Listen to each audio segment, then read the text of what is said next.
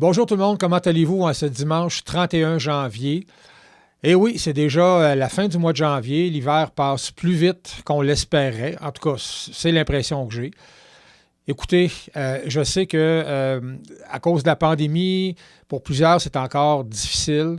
Et j'espère que vous allez bien malgré tout. J'espère que vous ne perdez pas le moral. J'espère que vous avez le courage à tous les matins quand vous vous levez de passer à travers vos journées, de vous accrocher au Seigneur.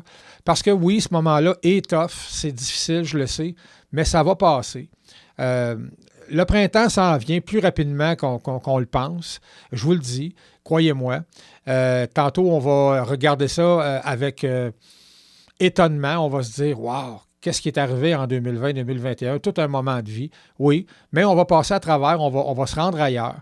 Et je pense que ça ne vaut pas la peine de passer son temps à se répéter comment c'est dur, comment ça va mal. Et l'idée, c'est pas de nier que c'est complexe, que c'est difficile pour certaines personnes. J'ai de la compassion pour beaucoup de monde présentement qui sont dans des situations difficiles. Mais moi, en tant que croyant, je m'accroche à Christ, je m'accroche à sa parole et je refuse de me laisser écraser. C'est sûr que vous pourriez me dire, ouais, mais Michel, t'as pas perdu ta job, t'as pas... Je le sais. Mais j'ai déjà eu des moments dans ma vie qui ont été pas mal plus difficiles que juste perdre une job. Puis avec Christ, je m'en suis sorti. C'est pour ça que je sais que même s'il y a encore des moments difficiles pour des individus, je continue de croire que pour le croyant, Dieu va toujours venir tendre sa main au moment où on ne sera plus capable d'en prendre pour nous amener dans une autre étape où on va voir la lumière. Alors, je vous dis, on ne lâche pas, on continue de s'accrocher à Dieu dans notre relation quotidienne avec lui, on continue d'étudier sa parole et il va y avoir des jours meilleurs qui s'en viennent. Donc aujourd'hui, je suis super content de vous présenter la deuxième capsule de notre étude de la première lettre de Paul aux Corinthiens.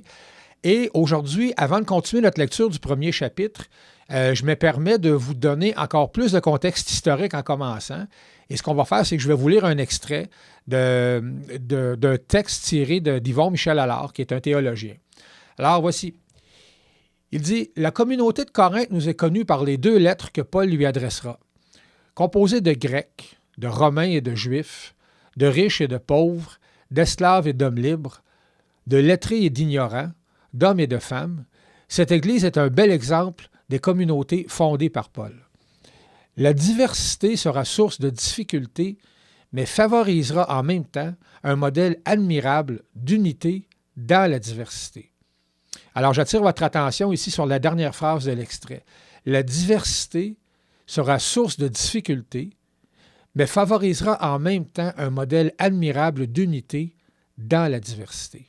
Donc, le premier problème abordé par Paul dans sa lettre ici, dès le premier chapitre, est celui de la division de la communauté des Corinthiens. Et donc, ce problème-là n'est pas abordé en premier par Paul par simple hasard. Il n'y a pas de hasard là-dedans.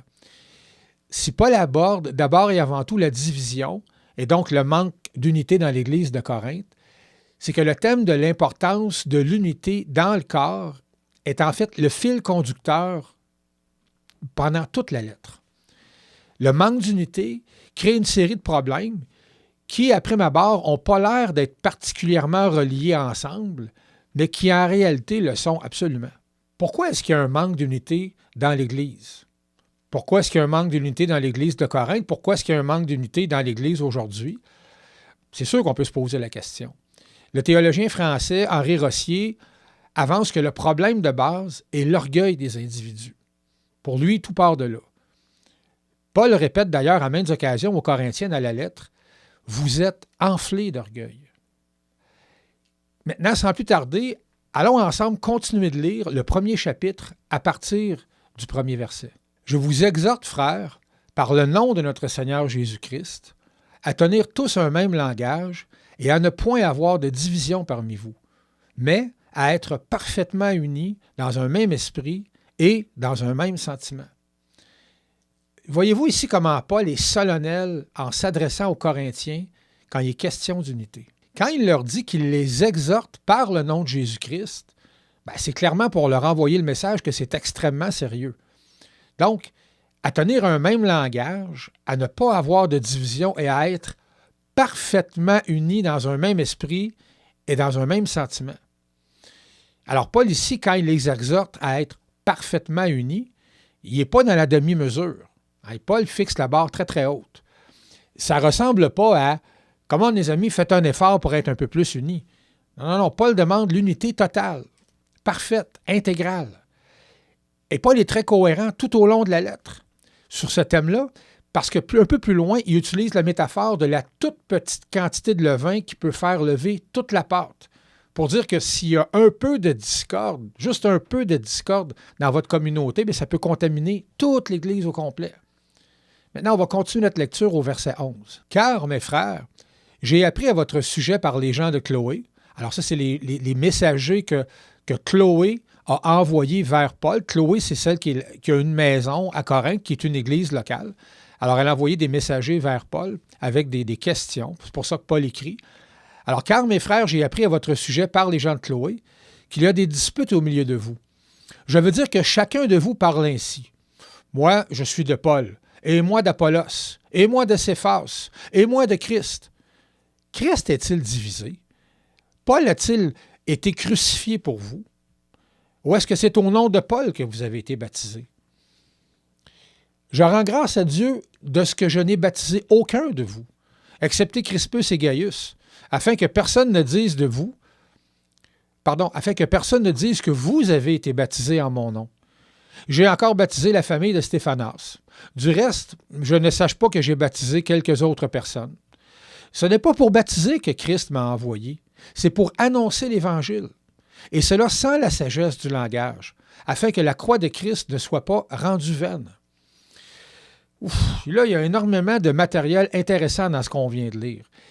Cela étant dit, commençons par la remarque que Paul fait aux Corinthiens quant au fait que les disputes dans la communauté sont entre autres symptomatiques du fait qu'il semble y avoir des clans, évidemment, qui se sont formés dans l'Église. Or, certains réclament leur appartenance au clan de Paul, d'autres leur appartenance au clan d'Apollos, d'autres au clan de Céphas, qui, soit dit en passant, est fort probablement l'apôtre Pierre.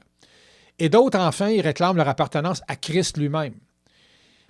Souvenez-vous de la première capsule la semaine dernière, quand je vous ai expliqué que dans la culture grecque de l'époque, les gens se rangeaient derrière un sage de leur choix, donc derrière un maître de leur choix, en d'autres mots. Donc, si on préférait la richesse de l'enseignement de X par rapport à Y, bien, on se rangeait derrière X. Si, par contre, comme individu, on était plus ému, donc plus impressionné par l'éloquence de Y par rapport à X, bien, on allait se ranger derrière Y parce qu'en fin de compte, on trouvait que c'était un meilleur communicateur. Donc, c'est exactement ce même mauvais pattern culturel-là que les Corinthiens reproduisaient dans l'Église. Et donc, qui faisait en sorte que la guerre était pognée dans la cabane, comme on dit par chez nous. Certains préféraient Paul parce que son enseignement était profond. D'autres aimaient mieux Apollos parce que c'était un tribun plus éloquent que Paul. D'autres préféraient s'identifier à Pierre parce qu'il avait connu Jésus personnellement. Alors, selon certaines personnes, ça lui donnait plus de crédibilité qu'aux autres. Donc, Paul, pour leur faire remarquer à quel point ils sont complètement à côté de la plaque, va même se permettre une pointe d'ironie, puis je dirais même une pointe de sarcasme, au verset 13, en leur demandant « Hey les amis, allô? Est-ce que c'est Paul qui a été crucifié pour vous? Hey les amis, avez-vous été baptisés au nom de Paul? » Il aurait pu dire aussi, avez-vous été baptisés au nom de Céphas? Avez-vous été baptisés au nom d'Apollos? Non. Celui qui a été crucifié pour vous et pour les péchés du monde entier, c'est Jésus-Christ. C'est au nom de Jésus-Christ que vous avez été baptisés, pas au nom de Paul, ni de Céphas, ni d'Apollos. Donc celui derrière qui vous devriez vous ranger, celui qui devrait être votre maître unique, c'est Jésus-Christ. C'est lui votre seul et unique patron, maître, guide. Dans la première capsule, je vous ai rapporté les paroles d'un grand théologien allemand, Hermann Olshausen, à ce sujet-là. Olshausen disait qu'il y avait à Corinthe une véritable idolâtrie de la sagesse humaine, préférée à la vérité éternelle de Dieu. Donc, encore une fois, à cause de leur culture qui clairement est profondément imprégnée dans le cœur des Corinthiens, le péché de l'idolâtrie humaine a repris sa place dans l'Église et là, tout le monde en est contaminé.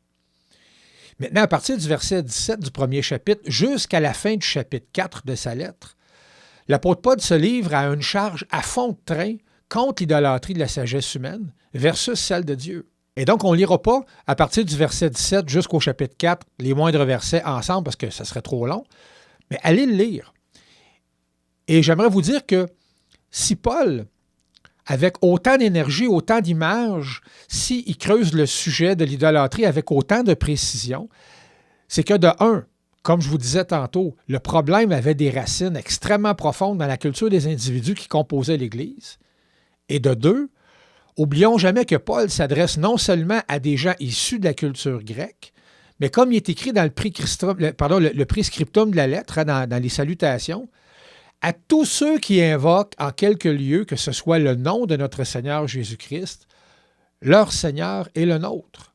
Donc Paul savait que plusieurs des problèmes rencontrés dans l'Assemblée de Corinthe risquaient fort probablement d'être aussi rencontrés en quelque lieu que ce soit où le nom de Christ est invoqué.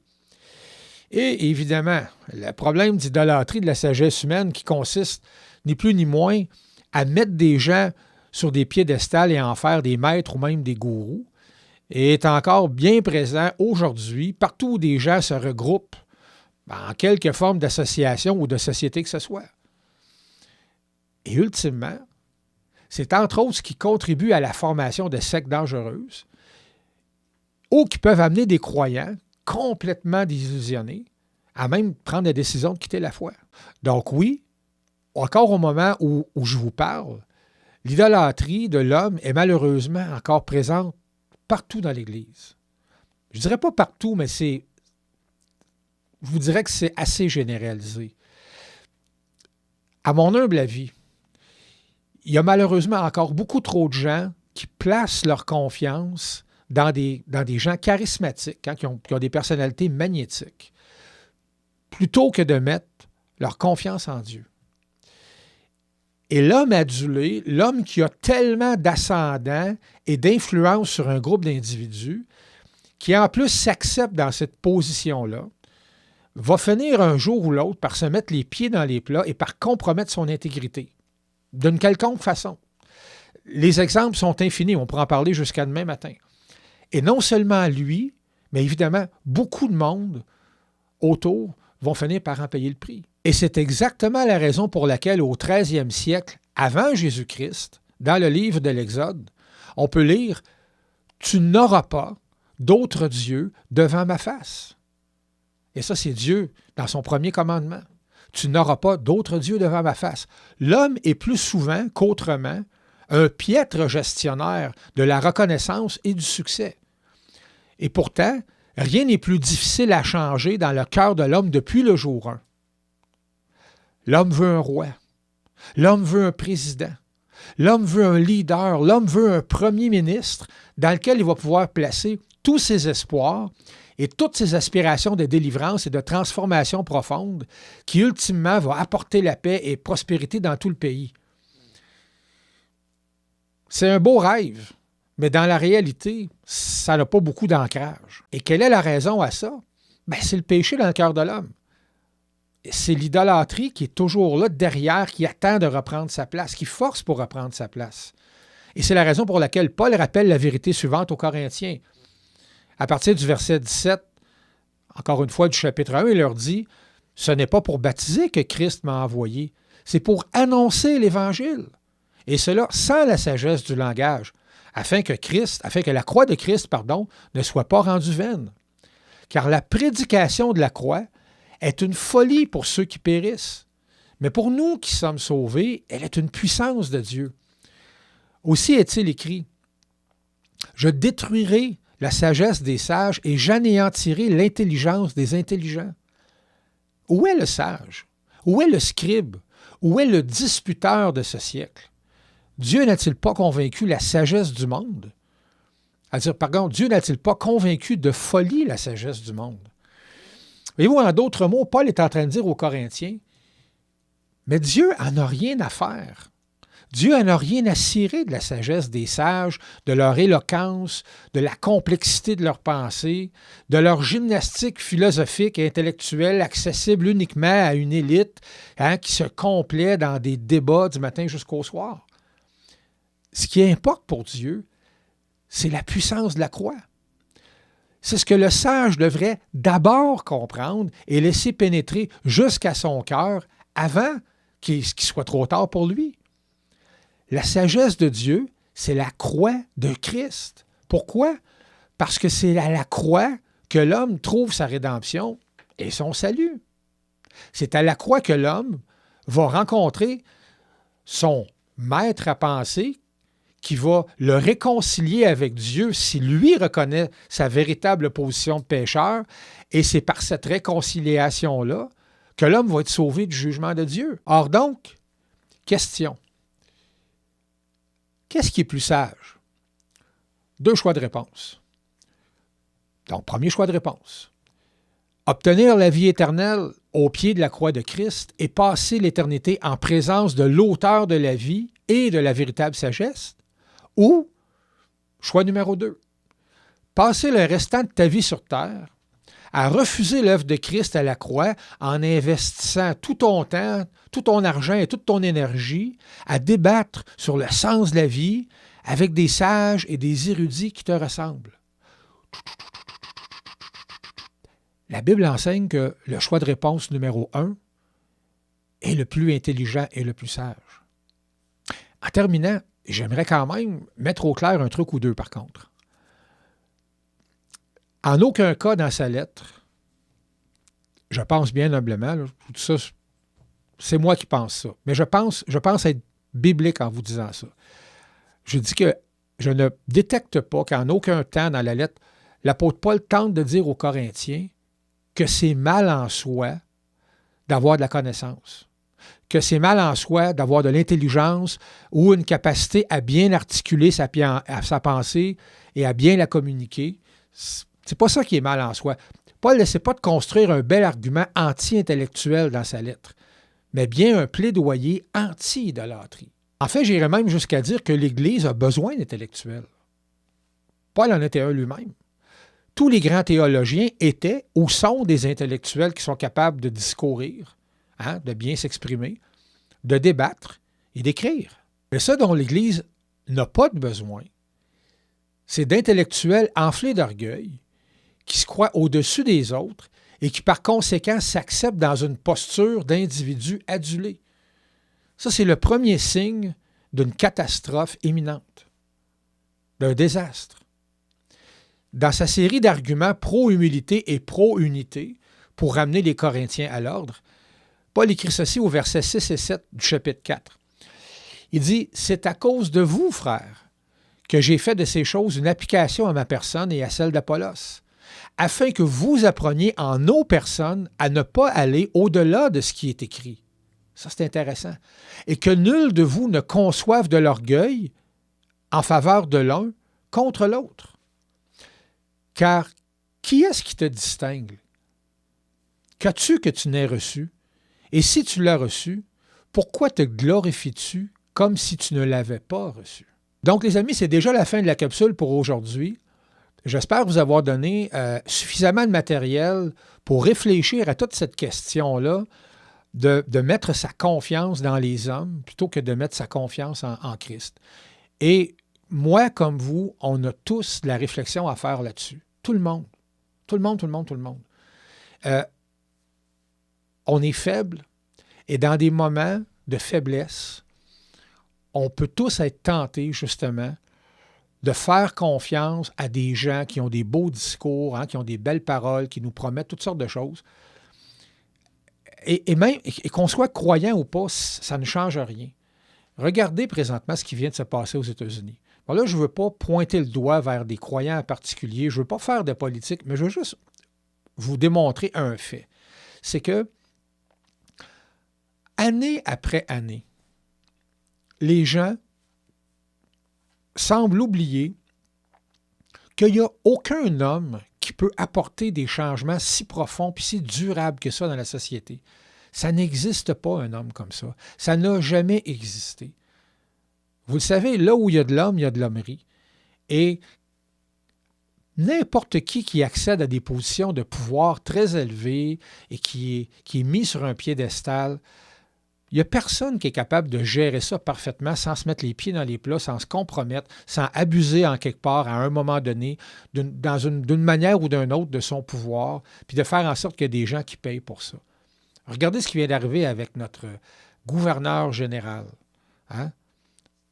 Encore une fois, je ne la connais pas, cette personne-là. Je n'ai rien contre elle personnellement. Mais si on regarde les faits, là, hein, quand on prend quelqu'un, il y a certaines personnes, quand on les met dans des positions de pouvoir, on se fie à leur réputation, leur CV éloquent, hein, leur grande réalisation sur le plan humain, sur le plan de leur travail. Et là, on dit « Wow! Quelle personne extraordinaire pour occuper ce poste! » Il me semble que ça ferait donc un super beau représentant. Vous savez, des fois, on peut avoir des grandes qualités hein, en termes de performance. On est très intelligent. On peut avoir atteint des sommets en termes de connaissances puis d'accomplissement, peu importe dans quel domaine. Mais là où c'est vraiment important, c'est-à-dire traiter les gens avec respect, avoir de la compassion pour les gens, ça, excusez-moi, mais ce n'est pas donné à tout le monde. Et quand on met des gens sur des piédestals, souvent, ces gens-là perdent le contact justement avec les gens qui sont en bas et qui ont des véritables besoins humains. Alors, je pense que Paul veut nous enseigner ça dans sa lettre et je vous invite à la relire, à relire au moins les 4 premiers chapitres cette semaine.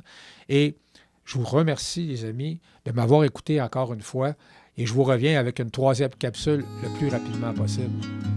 Merci et à la prochaine.